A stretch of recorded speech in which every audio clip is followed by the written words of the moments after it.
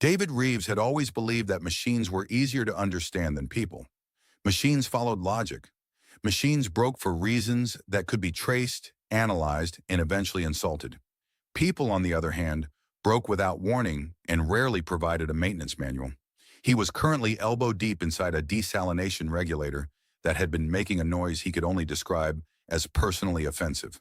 The machine pulsed with a low, irritated hum, its translucent casing glowing faintly with circulating blue fluid drawn directly from Thalassia's endless oceans.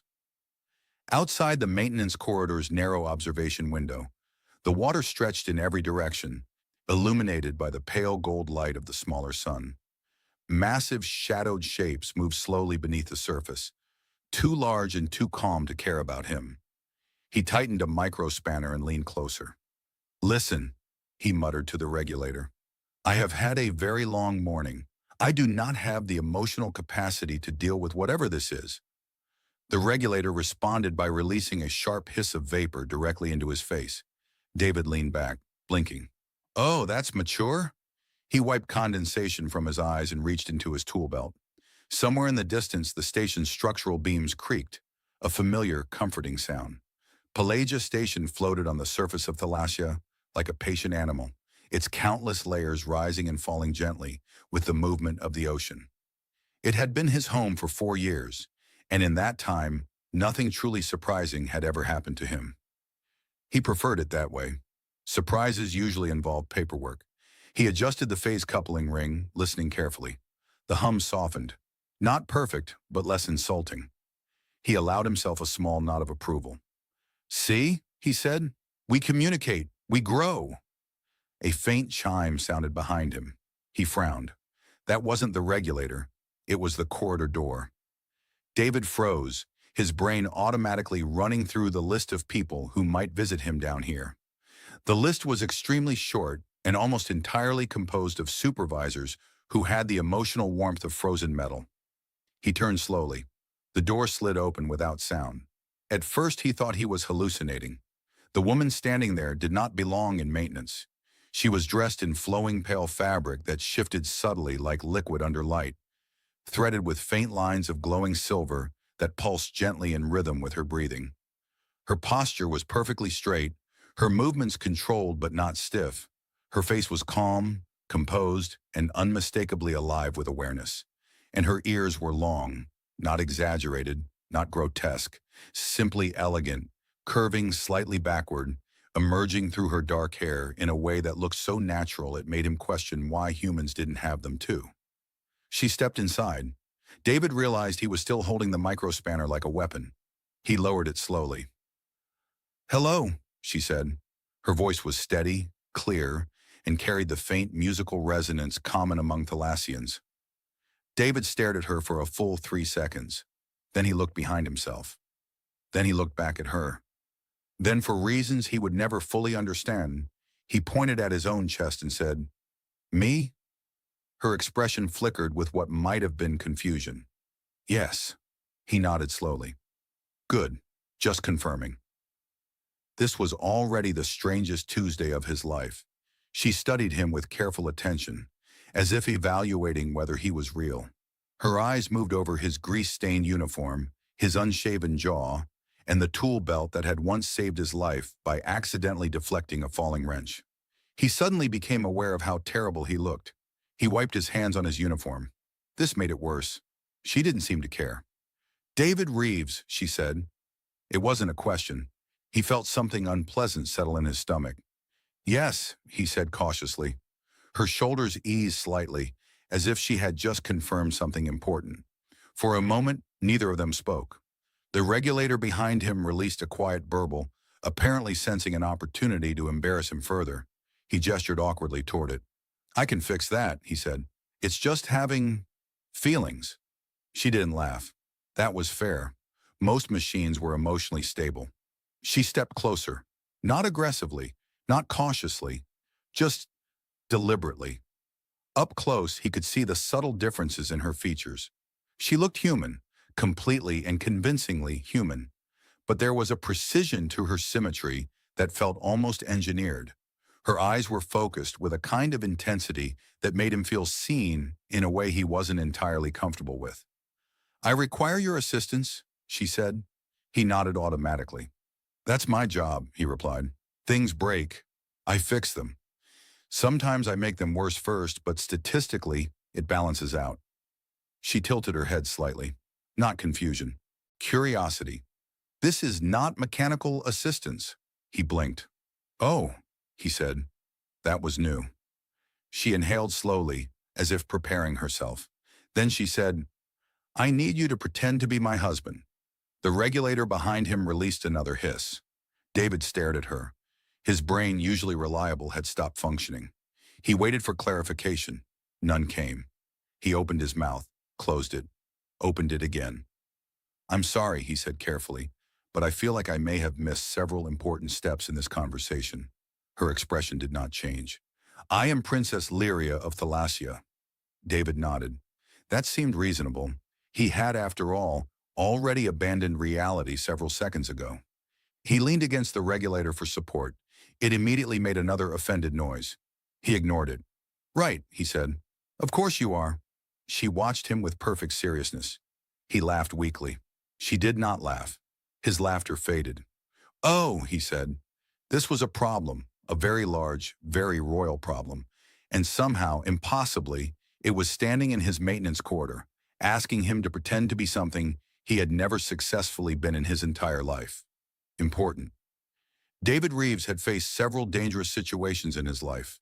Once an atmospheric stabilizer had detonated 6 meters away from him, launching a chair past his head with such speed and purpose that he briefly believed the chair had developed personal hatred. Another time, he had been trapped inside an elevator with a Thalassian administrative official who wanted to explain taxation structures in extreme detail. He still considered the elevator incident the more traumatic of the two, but none of those experiences had prepared him for standing in front of Princess Lyria while his brain attempted to protect him by pretending none of this was real. He stared at her. She stared at him.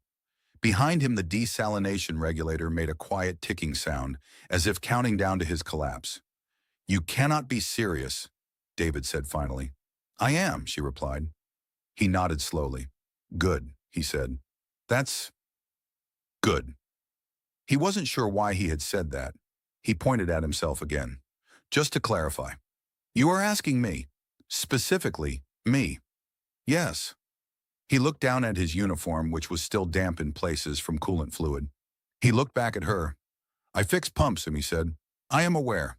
That's the extent of my qualifications. I am also aware of that." He hesitated. "That seems like a problem." Her expression softened slightly. Not amusement, but something close to understanding. "It is precisely why you are suitable." David absorbed this in silence. He wasn't sure how to feel about being selected for a royal deception based entirely on his lack of importance. He folded his arms. "That's not comforting." She stepped closer, lowering her voice even though they were completely alone. "There are individuals within the royal structure who monitor every interaction I have," she said. "Every alliance, every conversation, every gesture." David nodded slowly. "Of course there are. They would not monitor you." He blinked. "That's because nobody monitors me." "Yes." He wasn't sure if he should be offended. He decided he was, but only slightly. He paced once across the narrow corridor, running a hand through his hair. "This is hypothetical," he said carefully. "Completely hypothetical. But let's assume, purely for the sake of intellectual curiosity, that I agreed to do this extremely illegal and emotionally catastrophic thing. What exactly would happen?" She watched him with quiet focus. "There will be a public festival in 3 days," she said. "The title Convergence." David groaned. "Oh, no." She tilted her head slightly. "You are familiar with it?"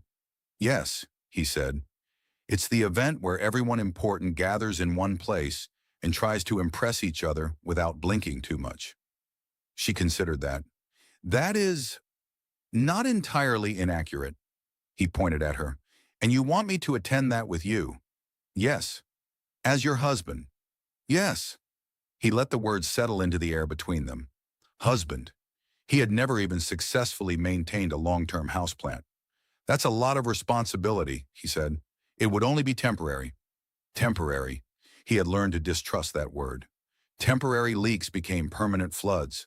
Temporary malfunctions became permanent replacements. Temporary mistakes became permanent embarrassment. He stopped pacing. Why? He asked quietly. She hesitated. For the first time since entering the corridor, she looked uncertain. My family has arranged a political union, she said. He frowned. That sounds polite. It is not. He understood. Not completely, not fully, but enough. He had seen the way Thalassian society operated. Elegant, controlled, precise. Every action calculated centuries in advance. She wasn't asking for rebellion. She was asking for escape. He leaned back against the regulator again. It made a deeply judgmental noise. He ignored it. This would last how long? He asked. 1 week. He exhaled slowly. 1 week pretending to be married to an alien princess on an ocean world where he barely understood the rules of social interaction. He had once accidentally insulted a diplomat by complimenting the structural integrity of a ceremonial chair. He rubbed his face. This is a terrible idea, he said.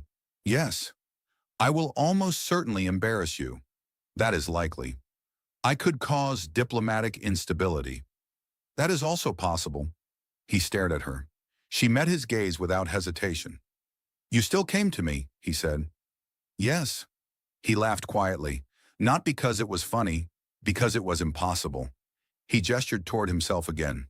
I am not impressive, he said. Her response came immediately. I do not require impressive.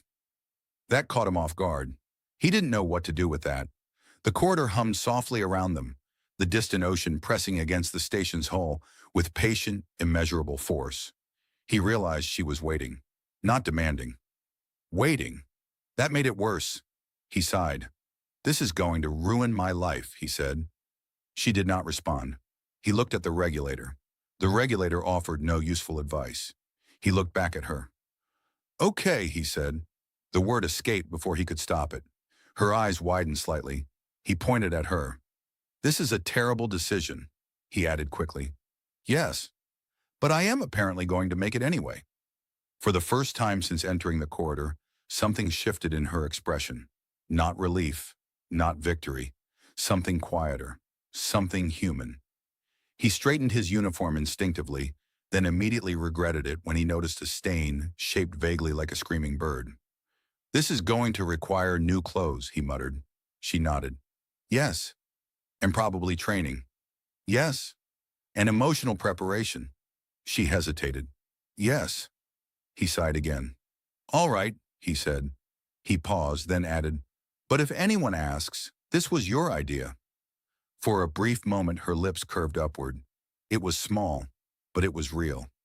David Reeves had always believed that no good decision ever began with someone saying, stand still. Unfortunately, that was exactly how his current nightmare had started. He stood in the center of a circular chamber made entirely of smooth white composite, its curved walls glowing faintly with embedded bioluminescent threads. The air smelled faintly of salt and something medicinal.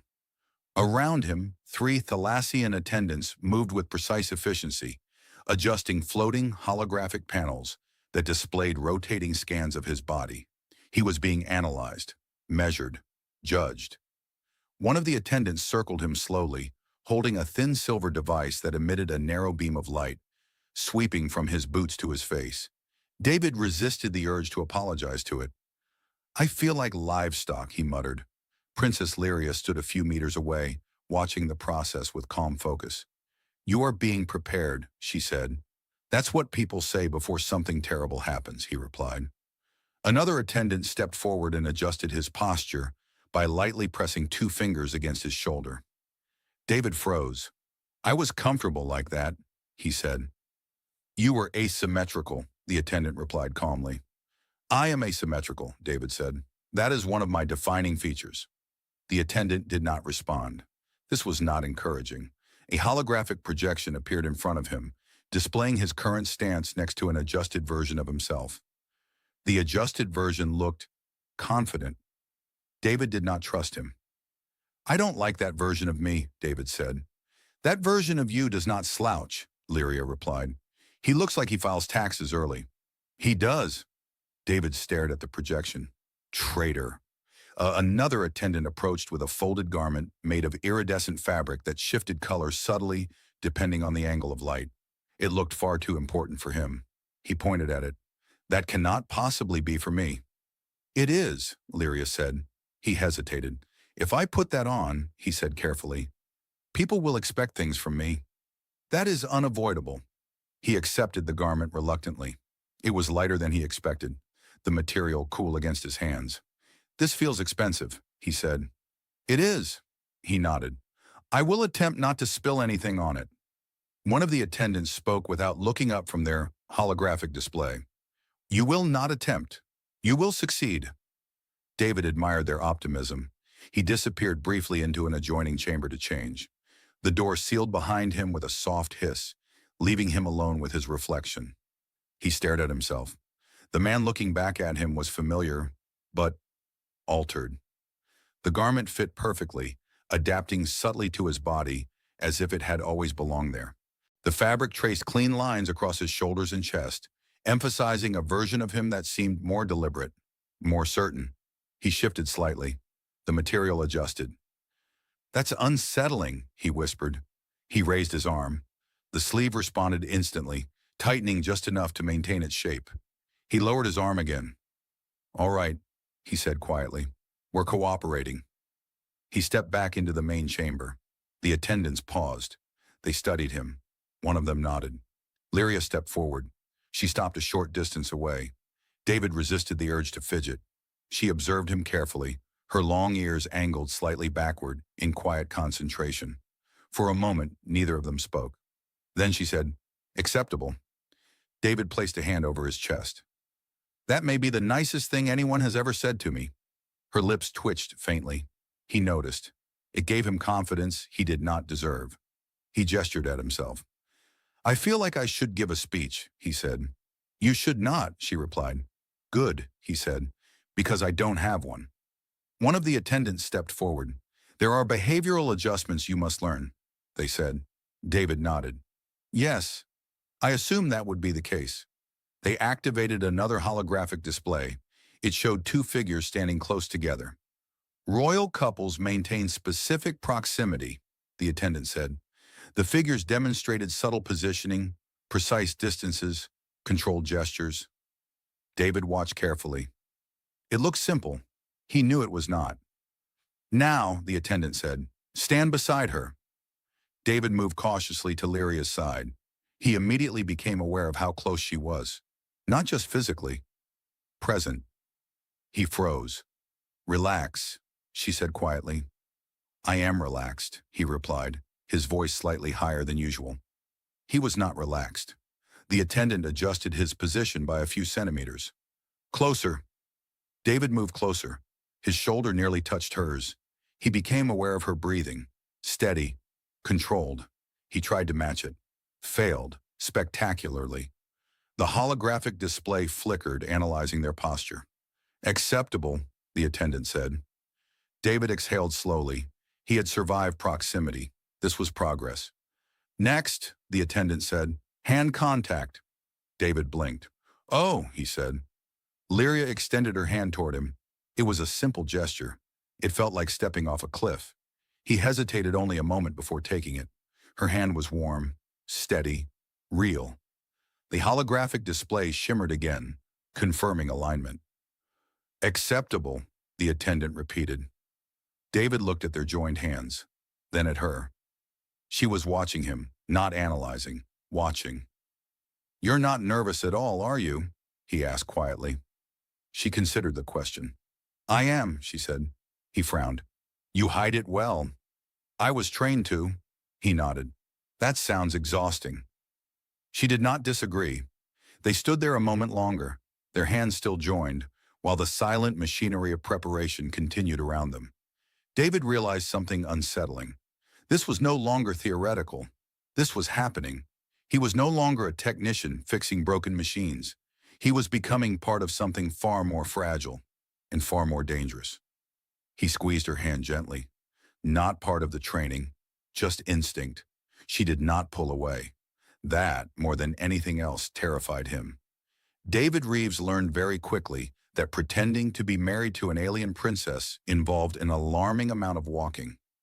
Not normal walking, strategic walking, royal walking. Walking that suggested confidence, stability, emotional security, and the ability to afford extremely expensive furniture. Unfortunately, David had spent most of his adult life walking with the casual uncertainty of someone who occasionally forgot why he had entered a room. "Slow down," Lyria said quietly beside him. "I am going slow," he whispered back. "You are walking like you are trying to escape." He frowned slightly. "That is because I am emotionally trying to escape." They moved together along one of Pelagia Station's upper transit bridges, a vast transparent corridor suspended above open ocean. Beneath their feet, the water stretched endlessly, illuminated by drifting organisms that glowed in soft blues and violets. Massive shapes moved far below, slow and deliberate, like living continents shifting in their sleep. David tried very hard not to look down. He failed immediately. "Oh," he said quietly. "That is large." A creature the size of a city block passed beneath them, its long, luminous fins trailing behind it like banners. Lyria glanced down briefly. "That is a Pelagian." "Of course it is," David said. "Why would it not be?" It opened its mouth slightly, revealing rows of bioluminescent structures that pulsed gently. David leaned slightly closer to the glass. It pulsed again. He leaned back. "I think it saw me." "It did. That feels personal." They continued walking. Around them, other Thalassians moved through the bridge, their movements graceful and composed. Some glanced toward Lyria and lowered their heads respectfully. Others glanced toward David. Those glances lingered longer. He resisted the urge to wave. "You are doing well," Lyria said.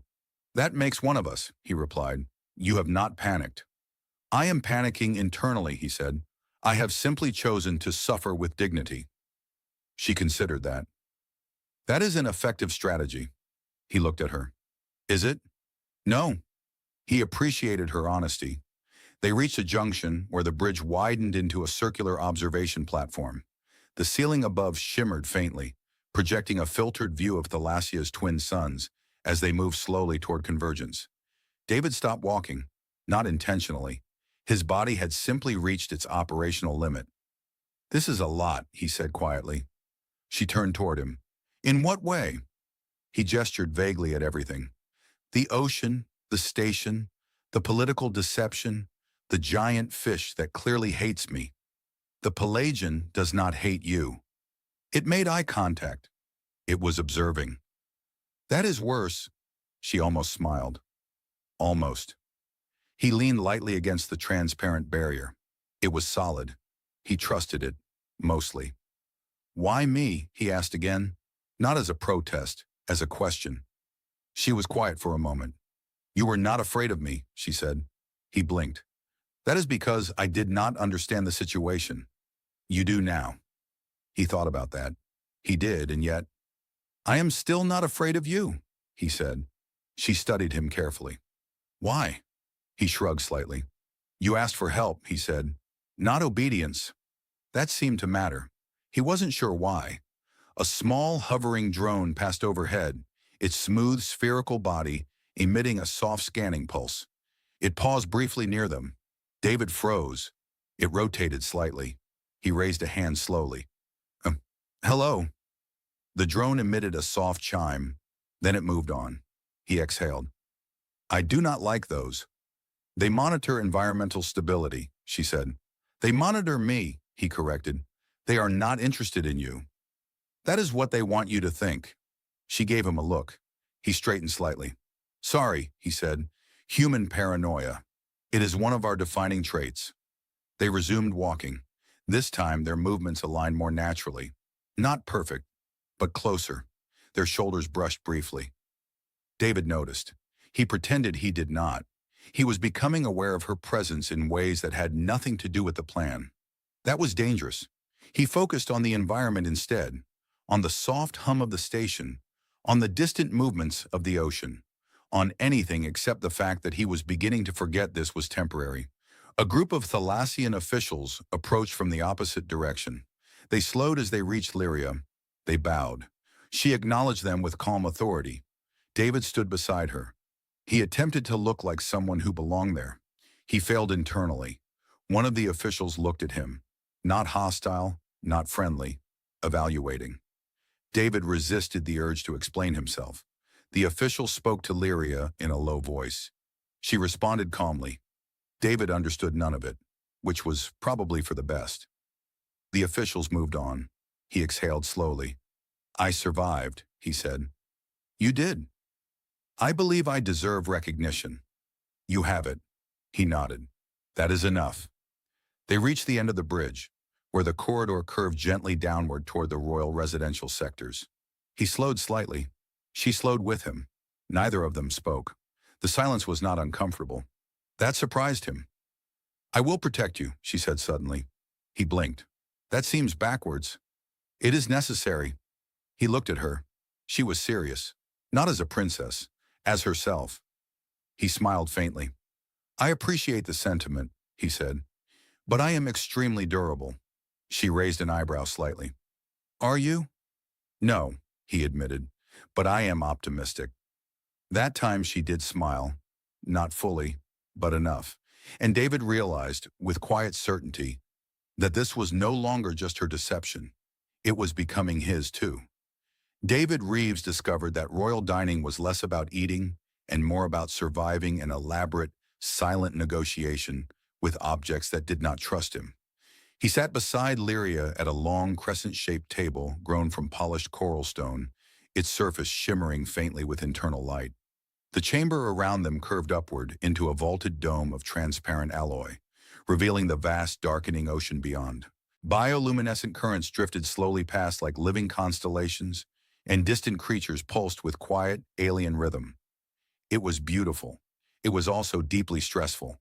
In front of him rested at least 12 utensils. He counted them twice.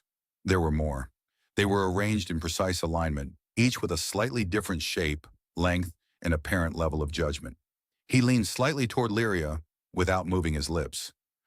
I believe some of these are decoys, he whispered. She did not turn her head. They are not. He studied a particularly narrow instrument with 3 delicate prongs. That one is judging me. It is a nutrient separator. It does not look friendly. Across the table, several Thalassian officials sat in composed silence.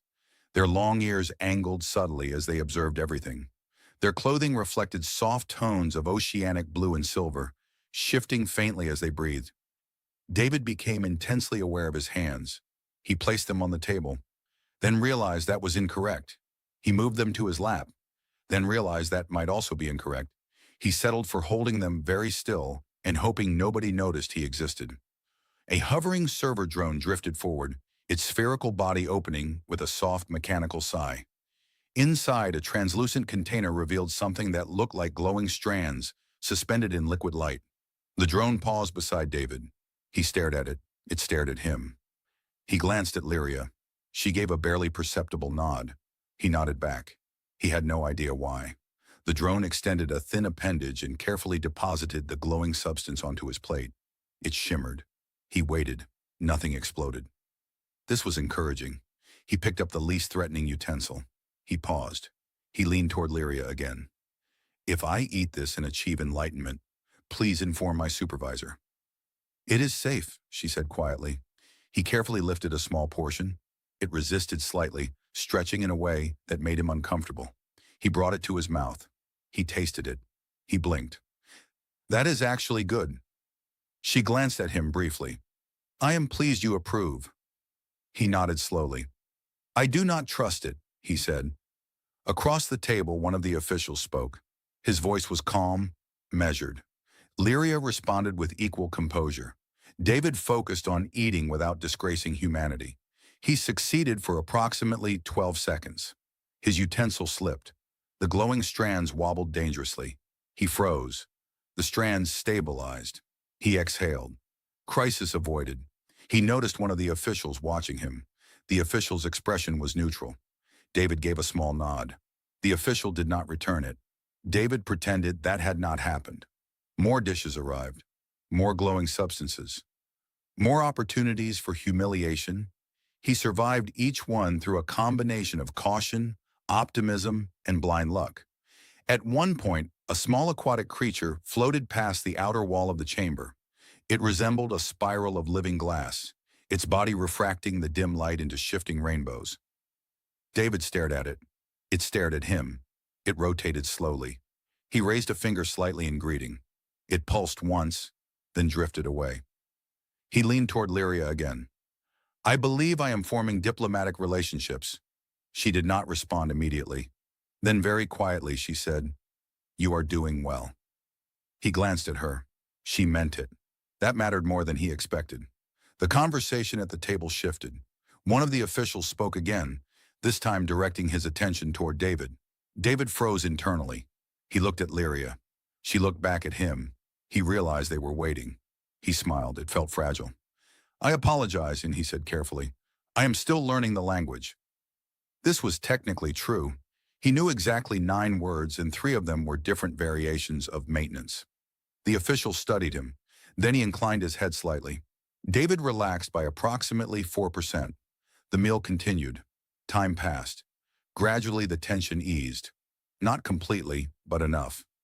At some point he became aware that Lyria's arm rested lightly against his. Not deliberately, not accidentally, just there. He did not move away, neither did she. He focused on breathing normally. He failed slightly. He recovered. The chamber darkened subtly as Thalassia's larger sun dipped below the horizon. Outside, the ocean came alive with deeper colors, vast currents of light and motion unfolding silently in every direction. It was impossibly vast. He had never felt so small, or so visible. The final course arrived. He ate it without incident. This felt like a personal victory. Eventually the meal ended. The officials rose. Lyria rose. David rose half a second later. They acknowledged each other with formal precision. Then the officials departed, their movements silent and fluid. The chamber became quiet. David exhaled slowly. "I did not die," he said. "You did not. I consider this a success." She turned toward him.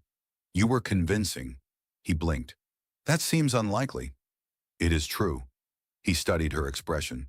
She was not performing. Not now. He felt something shift in his chest. Something dangerous. He looked away briefly, toward the endless ocean beyond the chamber walls. He realized something he had not expected. He no longer felt like an outsider standing beside her. He felt like someone standing with her. That difference frightened him more than anything else. David Reeves learned that night that royal quarters did not have doors that made noise. This was unfortunate, because when a door makes noise, it gives you time to emotionally prepare. Silent doors gave you nothing. He stood alone in a corridor outside Lyria's residential wing, staring at the smooth, seamless wall that had opened moments ago to let her step inside. It had closed again without sound, leaving him with the unsettling feeling that he had imagined the entire interaction. He shifted his weight slightly. The floor beneath his feet responded with a faint glow, sensing his presence. Soft lines of light followed his movement, illuminating his path with quiet intelligence. He did not trust floors that paid attention to him. He looked down at himself. He was still wearing the formal garment they had given him.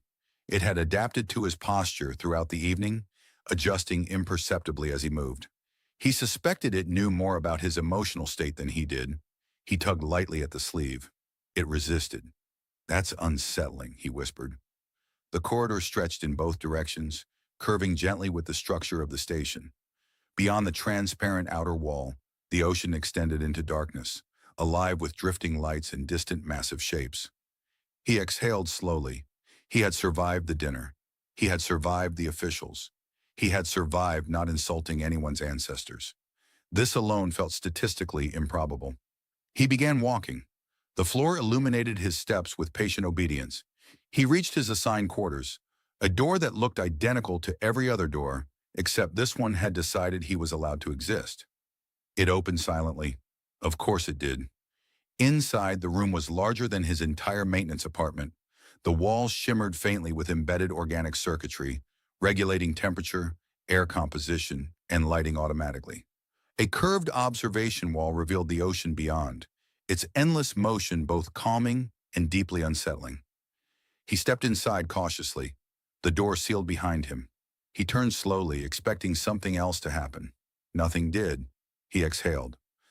"All right," he said quietly. "We are safe." The room did not respond. This was reassuring. He walked toward the observation wall. Outside, something enormous moved beneath the surface. A long, slow shadow that stretched farther than he could see.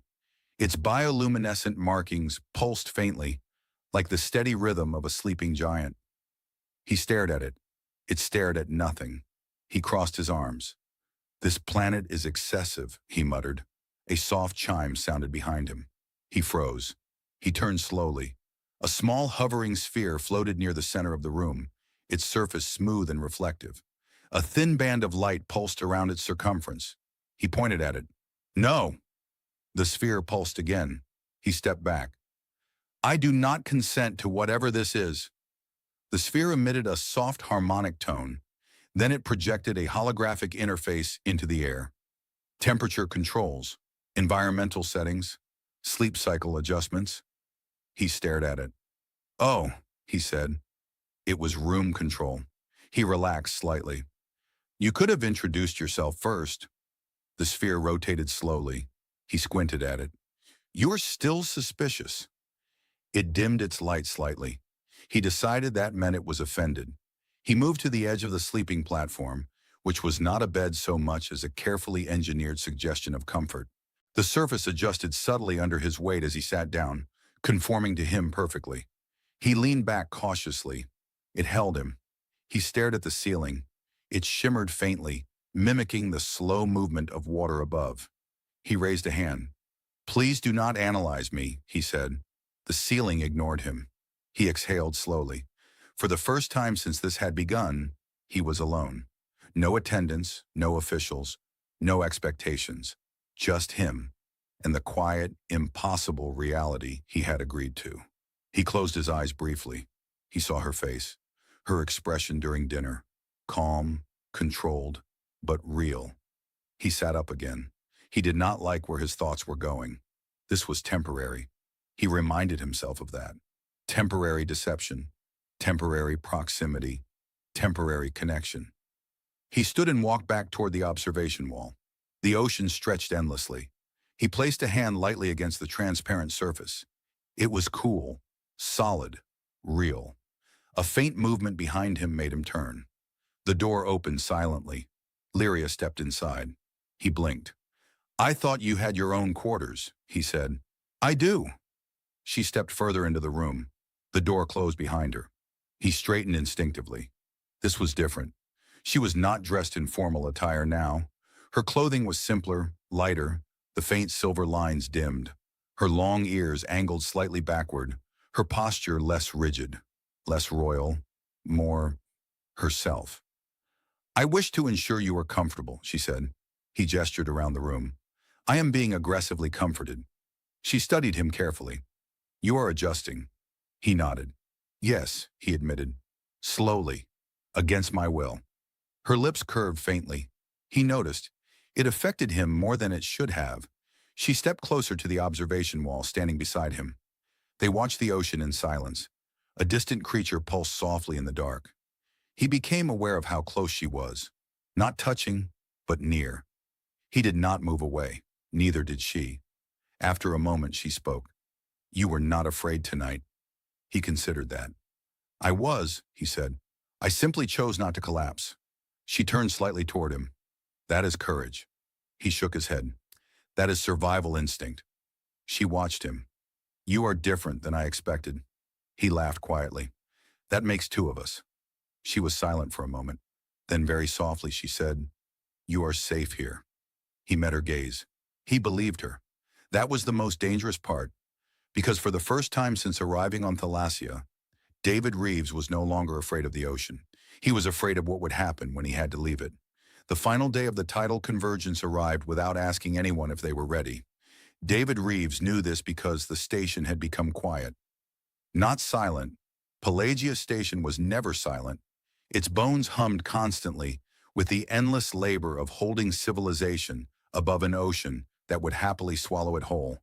But the noise had changed. It had sharpened, focused. Like the station itself understood that something irreversible was about to happen. He stood alone in the observation corridor outside the ceremonial hall, adjusting the sleeve of his formal garment for the 15th time. It adjusted itself back. "You are very confident," he muttered to it. The garment did not deny this. Beyond the transparent wall, Thalassia stretched endlessly, its surface illuminated by converging solar light. The twin suns hovered close together now, their combined glow turning the ocean into molten gold. Massive life forms gathered beneath the surface, drawn by instinct older than memory. Even the planet was watching. He exhaled slowly. 1 week ago, he had been arguing with a desalination regulator. Now he was pretending to be married to a princess in front of an entire civilization. He had made questionable decisions before. This one was statistically impressive. The corridor door opened behind him. He turned. Lyria stepped forward. For a moment, he forgot how breathing worked. Her ceremonial attire shimmered like living starlight, flowing around her with quiet authority. The faint silver lines embedded in the fabric pulsed in rhythm with her heartbeat. Her long ears angled slightly backward, not in fear, but in focus. She stopped beside him. They stood together, watching the converging suns. Neither of them spoke immediately. "You look terrifying," he said finally. She glanced at him. "Terrifying?" "In a good way," he clarified quickly. "In a way that discourages rebellion and encourages good decision-making." She considered that.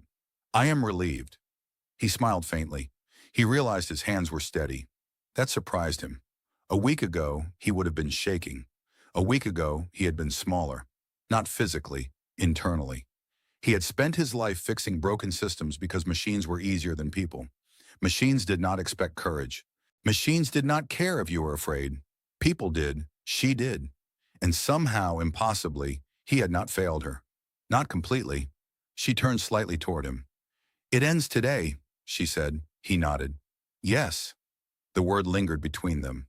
Ends. That was the agreement. The deception would conclude. The political pressure would shift.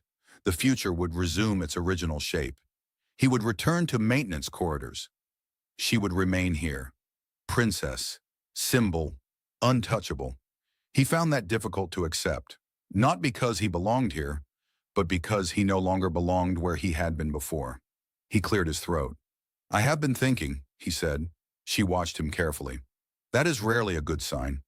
"Probably not," he agreed. He hesitated. "I cannot remain," he said, "even if I wanted to. This was temporary. We both knew that." She did not respond. He forced himself to continue. "But I am not the same person who arrived here." That was the truth. He had arrived afraid of everything, afraid of saying the wrong thing, afraid of being seen, afraid of mattering.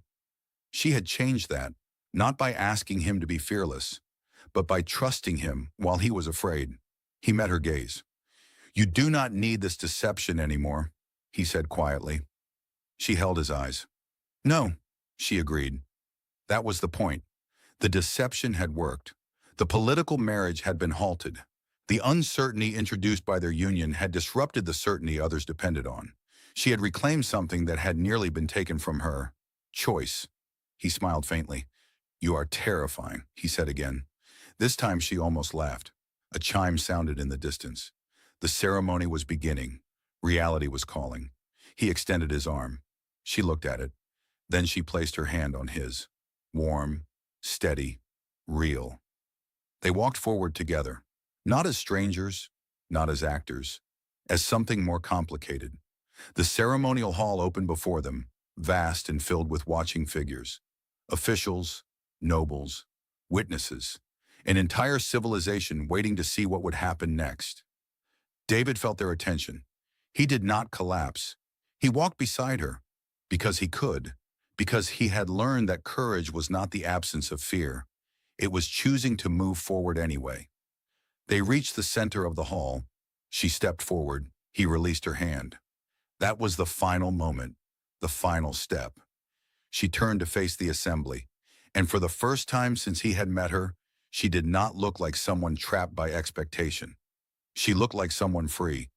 He stepped back. This was where he belonged now, not beside her throne, But beyond it, he felt something unexpected, not loss, completion. She glanced at him one last time, not as a princess, as Lyria. He nodded slightly. She understood. The ceremony continued. The future unfolded. And David Reeves, maintenance technician, accidental husband, and survivor of extremely aggressive comfort furniture, turned and walked toward the life he would build next. Not the life he had before. Something new. Something earned. Behind him, the ocean continued its endless motion, and for the first time, he was no longer afraid of its depth.